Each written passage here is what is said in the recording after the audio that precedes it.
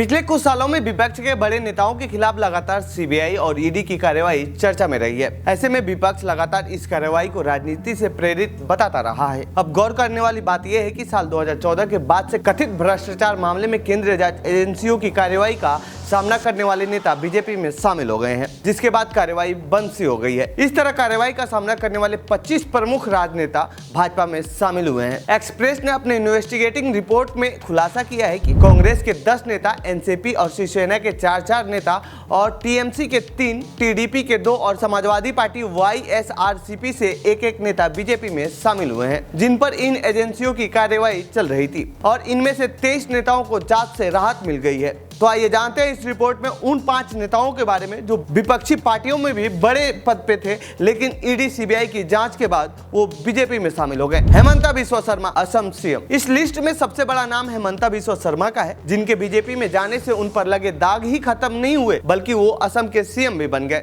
या यूं कहें तो वो इस समय नॉर्थ ईस्ट में बीजेपी के सबसे बड़े नेता भी बन गए हैं। बीजेपी ज्वाइन करने से पहले हेमंता शर्मा कांग्रेस में थे। कांग्रेस की तरुण गोगोई सरकार में मंत्री रहे हैं। इस दौरान ही उनका नाम शारदा चिट फंड घोटाले में आया था। अगस्त 2014 में एक दिन अचानक हेमंता की गुवाहाटी स्थित घर पर सीबीआई ने रेड मारी। सीबीआई की एक टीम गुवाहाटी की एक मीडिया हाउस के दफ्तर में भी गई। इस संस्थान की प्रमुख शर्मा की पत्नी रिनिकिया भुआना शर्मा है। इस घटनाक्रम के बाद 2014 के ही नवंबर महीने में हेमंता से सीबीआई कई घंटों तक कोलकाता में पूछताछ की। मामला आगे बढ़ा, हाईकोर्ट पहुंचा। जनवरी 2015 में गुवाहाटी हाईकोर्ट ने चिट फंड केस की जांच सीबीआई को सौंप दी। हेमंता ने इसके कुछ ही महीने बाद बीजेपी ज्वाइन कर ली। बीजेपी में शामिल होने के बाद उन्हें कभी भी सीबीआई ने पूछताछ के लिए नहीं बुलाया। Ajit Pawar, deputy CM Maharashtra. NCP नेता अजित पवार पर महाराष्ट्र राज्य सहकारी बैंक में कथित अनियमितताओं से जुड़े मनी लॉन्ड्रिंग के केस में जांच चल रही है। इस मामले में कोर्ट के आदेश के बाद अगस्त 2019 में एफआईआर दर्ज हुई थी। इसमें शरद पवार समेत कई नेताओं के नाम भी शामिल थे।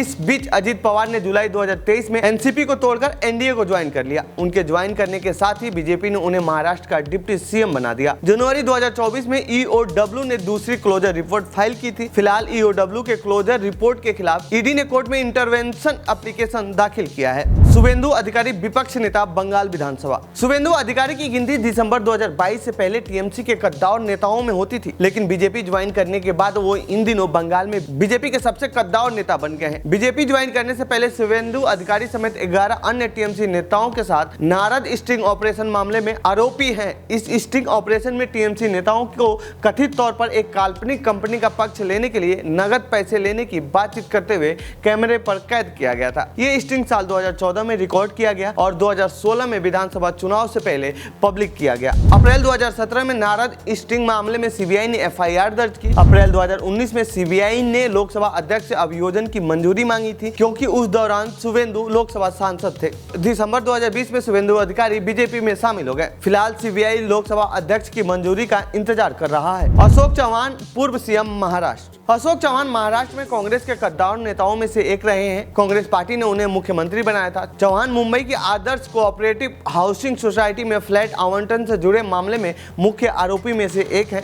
सीबीआई ने उन पर कथित तौर पर रिश्तेदारों के लिए 2 फ्लैट के बदले में ऊंचे फ्लोर स्पेस इंडेक्स को मंजूरी देने का आरोप लगाया है। ईडी ने सीबीआई की एफआईआर पर मनी लॉन्ड्रिंग जांच शुरू की और उनसे पूछताछ की। 2011 में आदर्श हाउसिंग मामले में सीबीआई ने चौहान पर मामला दर्ज किया था। जुलाई 2012 में सीबीआई ने चौहान पर आरोप पत्र दायर किए। जनवरी 2018 में सुप्रीम कोर्ट ने कार्रवाई पर रोक लगा दी। फरवरी 2024 में भाजपा में शामिल हो गए। फिलहाल ये मामला ट्रायल पर रुका हुआ है। नवीन जिंदल। हाल ही में बीजेपी में शामिल हुए कांग्रेस के पूर्व सांसद और उद्योगपति नवीन जिंदल इन दिनों काफी सुर्खियों में है। नवीन जिंदल की गिनती कांग्रेस के कद्दावर नेताओं में होती थी, लेकिन चुनाव से पहले बीजेपी ज्वाइन कर कांग्रेस को बड़ा झटका दिया है। नवीन जिंदल पर 2016 और 2017 में 2 अलग-अलग कोयला ब्लॉक आवंटन मामले में सीबीआई द्वारा आरोप पत्र दायर किया गया था। ईडी जिंदल के खिलाफ मनी लॉन्ड्रिंग की जांच कर रही है। इस मामले में आरोप पत्र भी दायर हो चुका है, तो वहीं एक मामले में आरोप तय भी हो चुका है। ईडी ने अप्रैल 2022 में कथित विदेशी मुद्रा उल्लंघन के एक ताजा मामले में जिंदल स्टील एंड पावर और नवीन जिंदल के ऑफिस पर छापा मारा था, लेकिन अब वो भी बीजेपी में शामिल हो गए हैं। नवीन जिंदल के खिलाफ जून 2013 में सीबीआई ने कोयला ब्लॉक मामले में एफआईआर दर्ज किया था। 2016-2017 में आरोप पत्र दाखिल हुए। अप्रैल 2022 में एक अन्य मामले में ईडी ने जिंदल के यहाँ छापा मारा था। मार्च 2024 में बीजेपी में शामिल हो गए। फिलहाल ईडी की जांच चल रही है। तो ये थी